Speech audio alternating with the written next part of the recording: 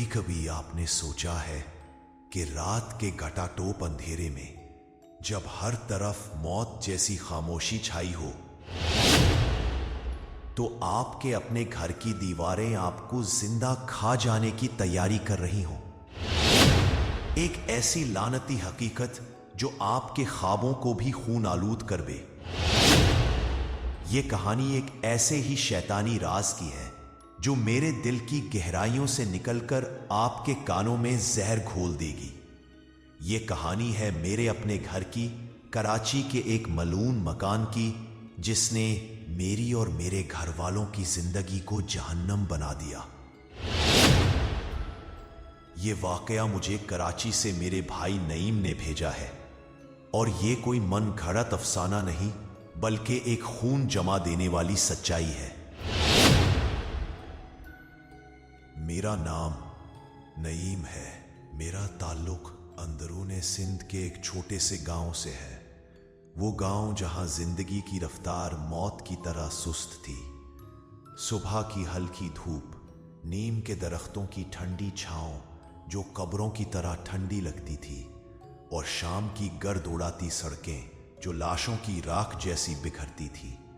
मेरा बचपन उन्हीं गलियों में गुजरा जहां रातों को अजीब आवाजें सुनाई देती थी। पढ़ाई का आगाज गांव के छोटे से स्कूल से हुआ जहां एक उस्ताद सब मज़ामीन पढ़ाते थे, मगर उसकी आंखें हमेशा खाली और मुर्दा जैसी लगती थी। फिर हालात बदले। वालिद साहब को के इलेक्ट्रिक में कराची में मुलाजमत मिली और हम सब एक शैतानी सफर पर निकल पड़े। शहर की तेज जिंदगी हमारे लिए एक लानत थी। हमने कराची में एक 2 मंजिला किराए का मकान लिया जो पहले से ही मुर्दार की बू से भरा हुआ था।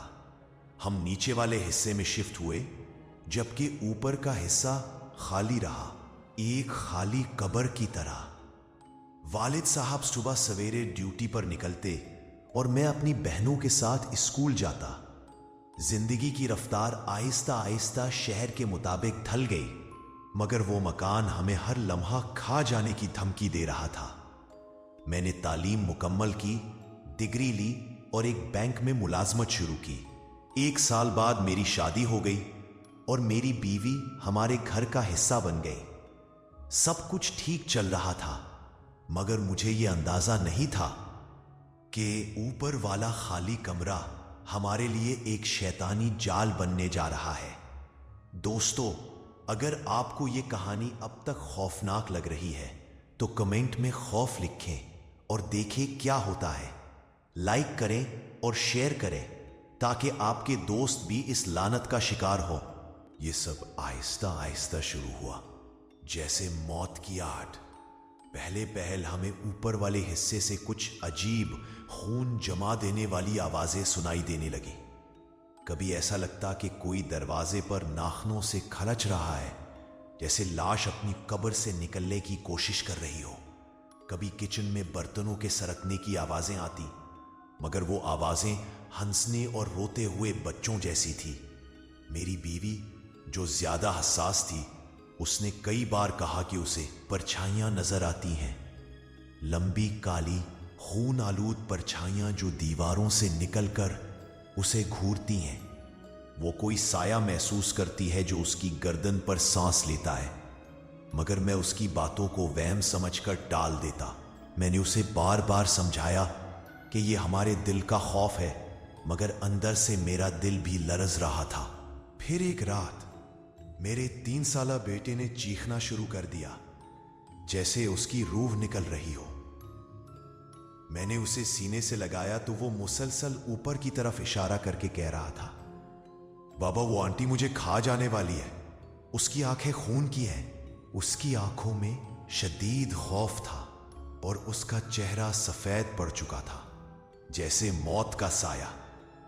मैंने ऊपर वाले कमरे का दरवाजा खोला तो अंदर सिर्फ पुराना सामान था, मगर वो सामान हरकत कर रहा था जैसे जिंदा हो।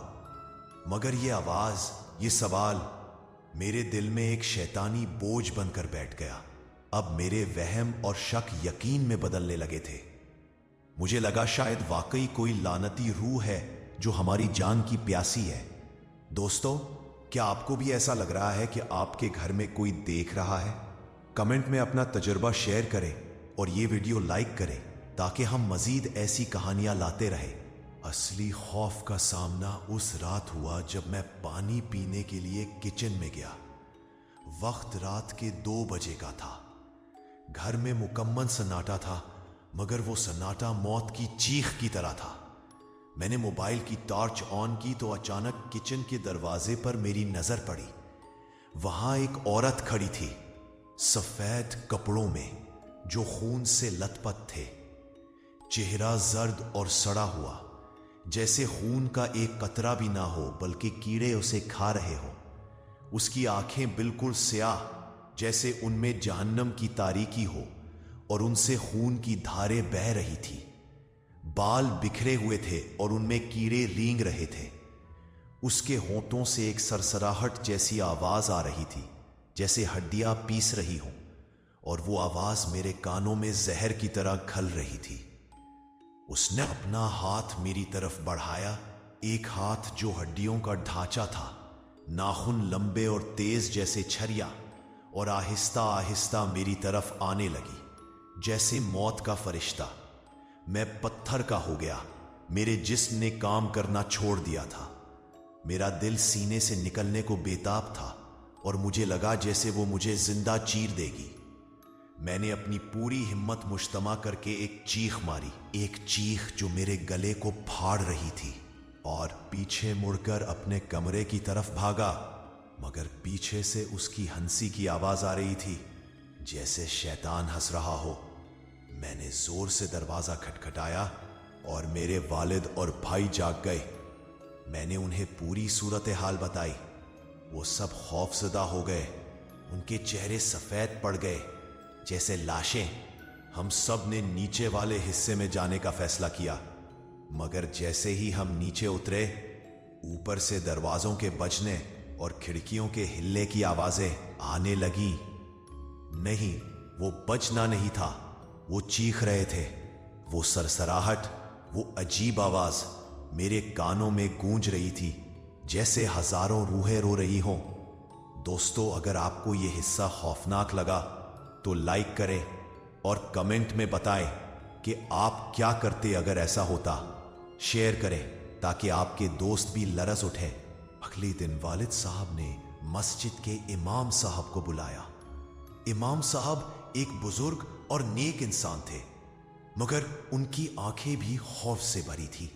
उन्होंने घर का जायजा लिया और कहा कि यहां कोई शैतानी रूह मौजूद है जो इस घर पर कब्जा कर चुकी है और हमारी जानों की प्यासी है। इमाम साहब कई दिन तक ऊपर जाकर कुरान की तिलावत करते रहे। जब वो तिलावत करते तो ऊपर से भारी चीजों के घसीटने की आवाजें आती।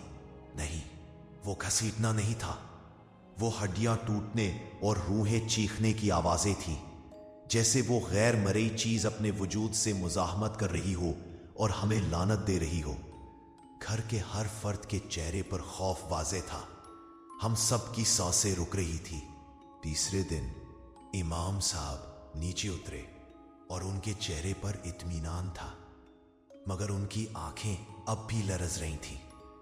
उन्होंने कहा, अल्हम्दुलिल्लाह, अब वो शय आपको मजीद तंग नहीं करेगी, लेकिन मेरी नसीहत है कि आप ऊपर वाले हिस्से को हमेशा के लिए बंद कर दें। ये जगह आपके लिए नहीं है।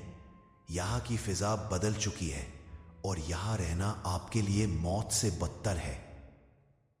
हमने उसी लम्हे फैसला कर लिया। हमने ऊपर के हिस्से को हमेशा के लिए बंद कर दिया।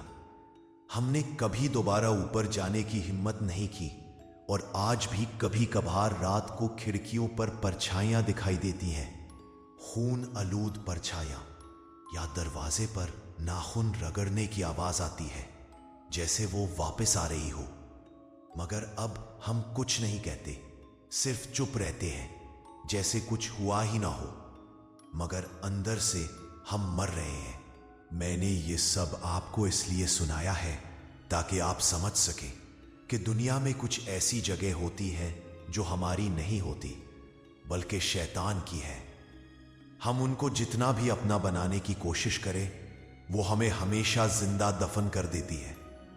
उन जगहों में रहने की कीमत अक्सर हमारी रूह, सुकून और जिंदगी बन जाती है।